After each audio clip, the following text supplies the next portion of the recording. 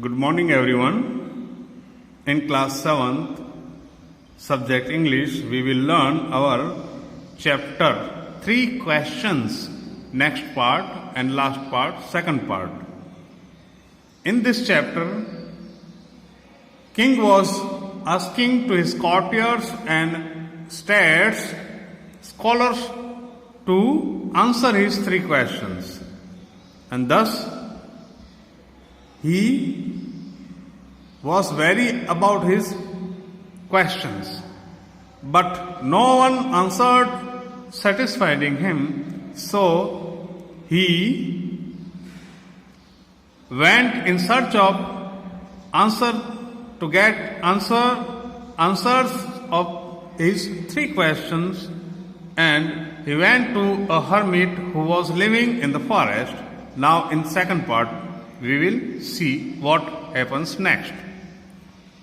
The king turned around and saw a bearded man running towards them. His hands were pressed against his stomach, from which blood was flowing. When he reached the king, he fainted and fell on the ground. The king and the hermit removed the man's clothing and found a large wound in his stomach.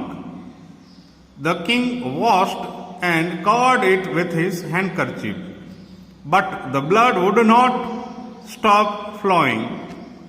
The king redressed the wound until at last the bleeding stopped.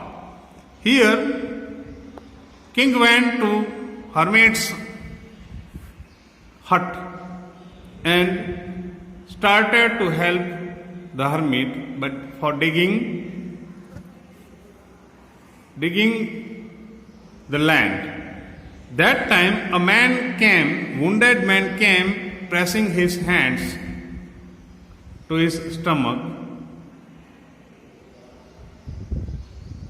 and the king saw this, and the king washed that man's wound and redressed it and stop his bleeding. The man felt better and asked for something to drink. Man asked for drinking something. The king brought fresh water and gave it to him. The king brought fresh water. The king, he was king. Look here.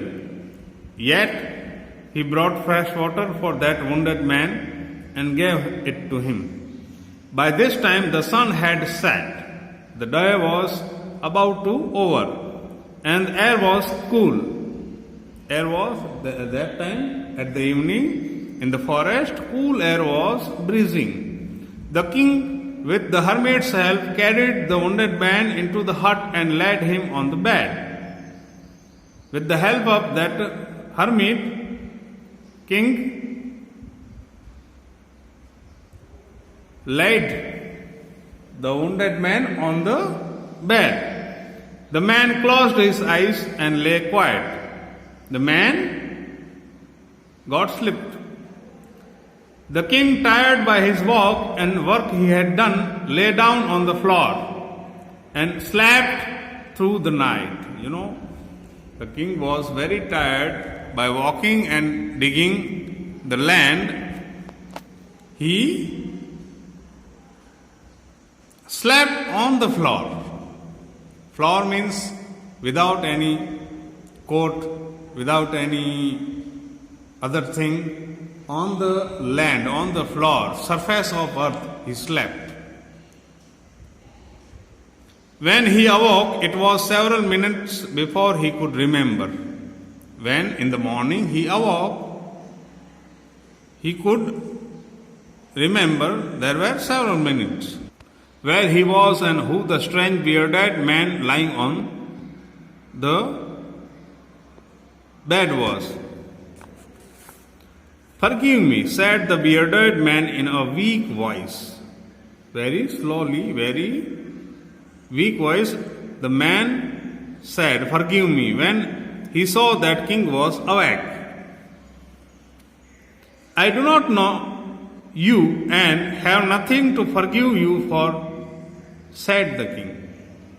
You know, that wounded man who was sleeping on court, and morning he wake up, then he asked king to forgive him. And king said, "I do not know you, then why I should forgive you? You do not know me, but I know you. I am that enemy of yours who swore revenge on you, because you put my brother to death and seized my property." In the previous time, king had killed that wounded man's brother and seized his all property, captured all the properties. "I knew you had gone alone to see that hermit, and I made up my mind to kill you on your way home. But the day passed and you didn't return, so I left my hiding place. And I came upon your bodyguard, who recognized me and wounded me. I escaped from him, but I shouldn't have died if you had not. I should have died if you had not dressed my wounds. I wish to kill you, and you have saved my life. Now, if I live, I will serve you as your most faithful servant, and will order my sons to do the same. Forgive me." Then that wounded man explained why king should forgive him. Then he said that I came to kill you, but your soldiers wounded me and you saved me, so I will serve you rest of my life. I am obliged to you.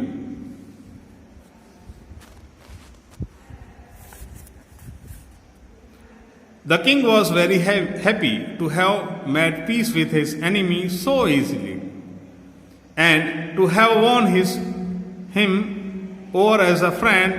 He not only forgave him, but said he would send his servants and his own doctor to look after him, and he promised to give back the man his property.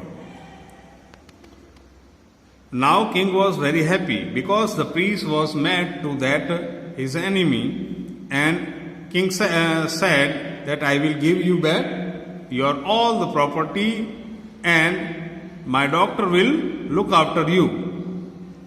Leaving the wounded man, the king went out of the hut and looked around for hermit. From hut, king went out and went to the hermit. Before going away, he wished once more to get answers to his questions. You know, initially we know that the king was here in the forest, in the hut of hermit, for his three questions answers. Now, at the last, in the morning, he was about to leaving forest and king's that hermit's hut. So last time he went to the hermit. Before going away, he wished once more to get answers to his questions. The hermit was on his knees sowing seeds. Hermit was sowing seeds in the beds that has been dug the day before. In the previous day, we learnt that the king and hermit were digging the soil. Now, in the morning, the hermit was sowing seeds. King went up to the hermit and said, King that time went up to the hermit and said, "For the last time I beg you to answer my questions, wise man." Oh, clever man, wise man, I am asking you last time to answer my questions. You have already been answered, said the hermit, still bending down to the ground and looking up at the king as he stood before him. King was standing before him and hermit was bending. And hermit said that you have been answered, your questions answers have been given. How have I been answered? What do you mean? King said, How I am answered? What do you mean? What are you saying? I do not know. I do not understand. Do you not see? Replied the hermit. If you had not pitied my weakness yesterday and not dug these beds for me, you would have gone away. Then that man would have attacked you and you would have wished you had stayed with me. So the most important time was when you were digging the beds. And I was the most important man, and to do me good was your most important business. Afterwards, when the man ran to us, the most important time was when you were caring for him. Because if you had not dressed his wounds, he would have died without having made peace with you. So, he was the most important man, and what you did for him was your most important business. So, thus, here the hermit is explaining the three questions answers by incidents to the king. Remember then,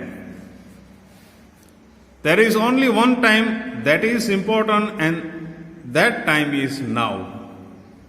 You know, whenever what are you doing at the moment, present moment, now is the most important time.